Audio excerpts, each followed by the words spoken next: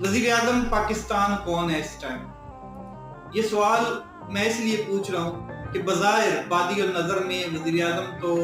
شہباز شریف نظر آ رہے ہیں، مگر کیسا وزیر اعظم ہے جو اپنا وزیر داخلہ تک نہیں بنوا سکا، جو اپنا وزیر خزانہ نہیں بنا سکا، جس کے گورننس کے جو معاملات ہیں اس سے کلیئر نہیں ہو پا رہے، جو اپنا آئی جی اسلام آباد نہیں لگوا پا رہا، جو اس ڈر میں ہے کہ کہیں وزیر خزانہ اور وزیر داخلہ اگر سائیڈ پہ ہو جاتے ہیں تو میری حکومت فارغ ہو جائے گی، اور وزیر داخلہ محسن نقوی